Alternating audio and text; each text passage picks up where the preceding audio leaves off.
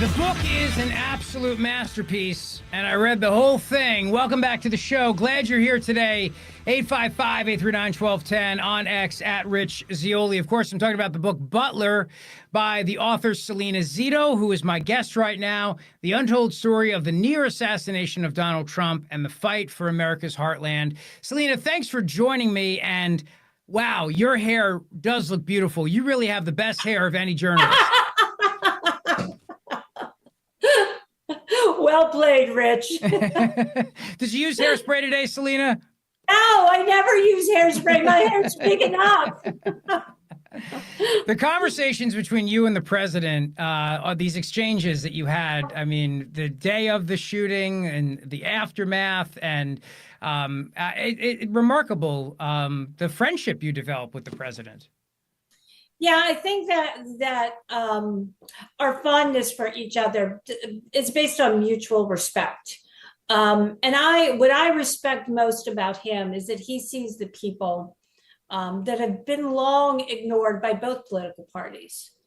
And I respect the heck out of that. And I think he respects the heck out of that I've never let go and continue to cover everyone with dignity and respect and respect to their situation. And so I think that that's where that comes from.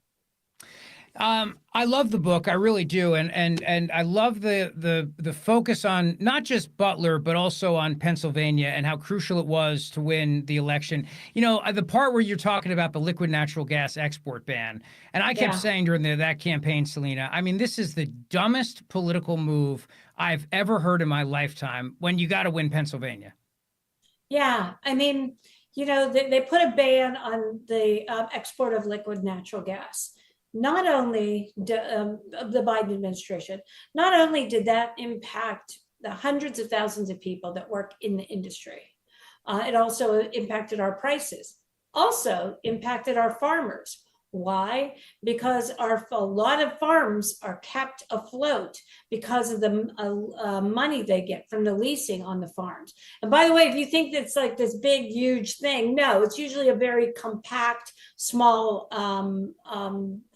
platform, and you wouldn't even know it was there because half the time it's painted green, right? But the trickle down effect was devastating. It was just another sort of decision made by the Biden administration and continued on with the Harris administration in not in clinging on to issues like climate change, social climate justice, climate change. I don't know how many words we have to put in there.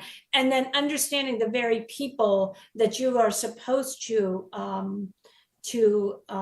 serve, you know, and understand the importance of them in their lives. So, yeah. Your model of journalism, which is why you're so unique, is that you actually do something amazing, which is you talk to people. You leave the confines of the media empire in DC and New York, as you write, and you talk to people who go to Sheetz and Wawa and McDonald's, and you talk to the people that were at the rallies and support Trump, and throughout Pennsylvania, you were covering this. And that's why I think you've been so effective, is that you knew he was going to win because you were talking to people. More importantly, I was listening to people. Yeah. I mean, that's the secret sauce. People will be willing to tell you about their lives, and you have to be willing to listen to the nuance in which they tell their story, because that's where the evidence of how they really feel about how something is impacting their lives. It's not a decision made by someone in Washington or Harrisburg.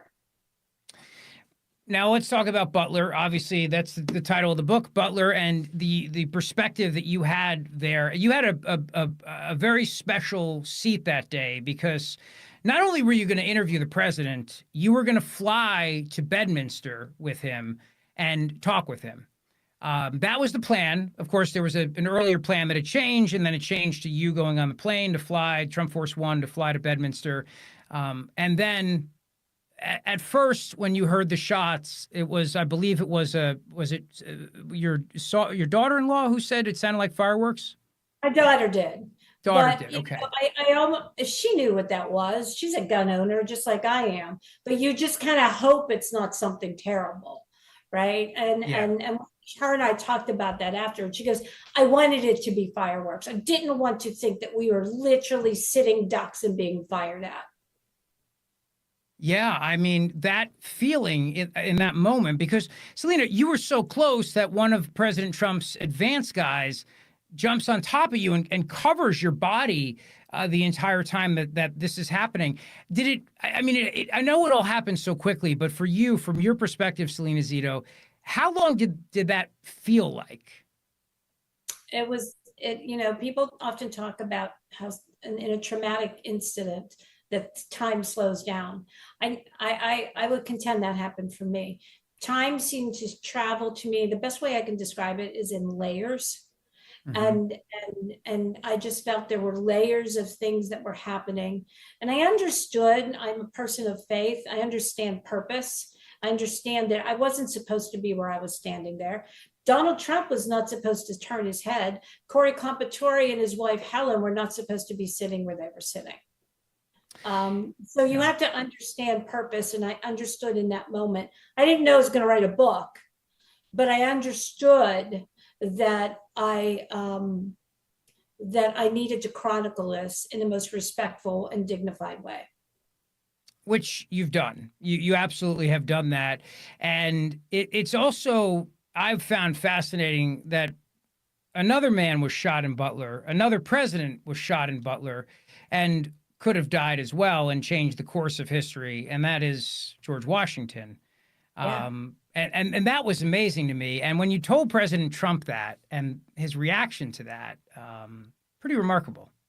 Yeah, it is, because Washington dies, there's no French and Indian War. Hmm. If there's no French and Indian War, there's no revolution, because the crown had to pay down the French and Indian War, because George Washington started the French and Indian War in a place called Jumonville Glen in Fayette County, Pennsylvania.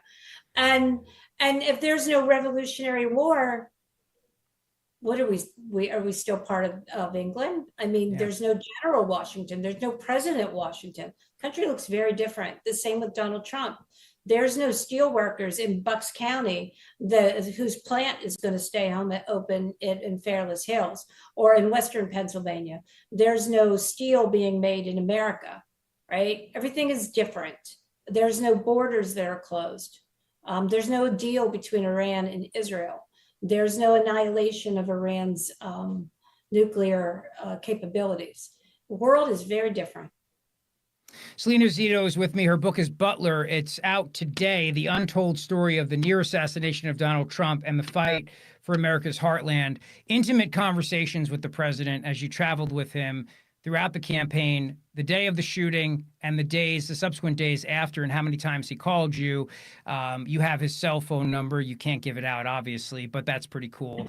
And the fact that he really cares about people, and that he really truly cares about how the people of Pennsylvania are doing, and not just Pennsylvania, but I mean throughout the whole area, the Rust Belt, right? Yeah. Yeah, I think Pennsylvania is just sort of it is emblematic of who we are, right? We're the Yeah. Keystone State. It's a very diverse state. There's all kinds of people here, all kinds of professions, all kinds of different capabilities. But we are very much an example of what the entire country's potential is, and he sees that through our eyes. And Selena, the idea of the media being so out of touch with people was another great theme of your book. And I think so. First of all, I recommend this book for a number of reasons. I mean, the tale of Butler from somebody who was there on the ground, who was with the president before the shooting and after, who had intimate conversations with him, and his idea that he was saved by God. Also, what took place in the election and how the Biden campaign after that, I mean, the fumbles, and you get into all that as well. Yeah. Yeah. And you also get into the media and just how they've become so out of touch because we've lost local journalism. Yeah, it's an end of localism. And it's interesting.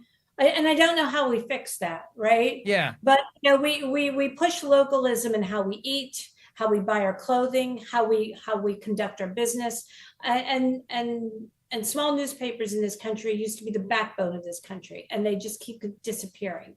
Not every month, not every year, every day. And without that localism, without the guy that coaches your kids' little league team, but is also the cops reporter or is also covering school boards or water authorities, you lose that touch of understanding place and rootedness. And when it's covered from a distance from someone in New York or DC who doesn't have connective tissue with your community, it's covered differently because there's otherism about it. Selena, what questions do you still have a year later? I want to know why the Secret Service didn't talk to the local law enforcement. Why didn't you open those lines of communication? I think this story would have been very different had that been done. I think that's what the big fault line was. It's a lesson that we learned in 9/11. It's why we have Homeland Security to strengthen those communicative ties between these agencies. Why didn't we do that day? I don't think it's the fault of the guys that were there, by the way. The guys and girls that were there that day worked their butts off. However, the people that were the decision makers, those are the people that need to be questioned. You write about Thomas Crook's family in the book. We still don't know anything about this kid. No, we don't. We don't. And full disclosure, I mean, I look into it, but there's only so many walls you come up to that you can't get past.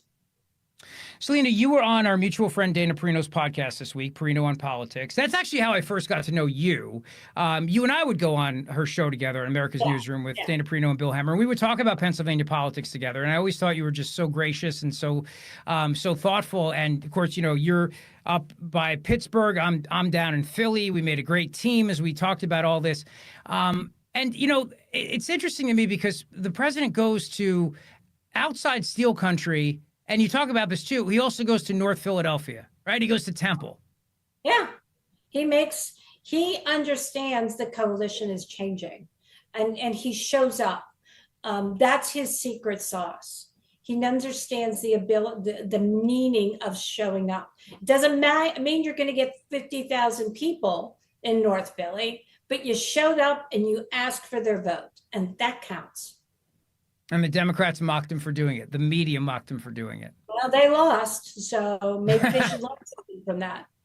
And you knew, and that's why, and by the way, props to you for being a tequila drinker, because I am the same way. And I would have also made that bet. So just saying. And that's the other question I have for you. Are you more of a Blanco or an Anejo or Reposado? Like, what's your go-to? Blanco. Blanco. All right, fair enough. Well, Selena, congratulations on writing this book. I said it today. It really is a masterpiece of not just the events of Butler, July 13th of 2024, but the entire election, the focus on Pennsylvania, the Rust Belt. As President Donald Trump said, the Rust Belt is her territory. And I know Elon Musk wants a new name for that, but the Rust Belt, it shall be. Get it. We love it. Not going to get it. But get this book wherever books are sold. Selena Zito, Butler, congrats, my friend. And thank you for joining us today. I appreciate it. Thanks so much for having me. Thank you.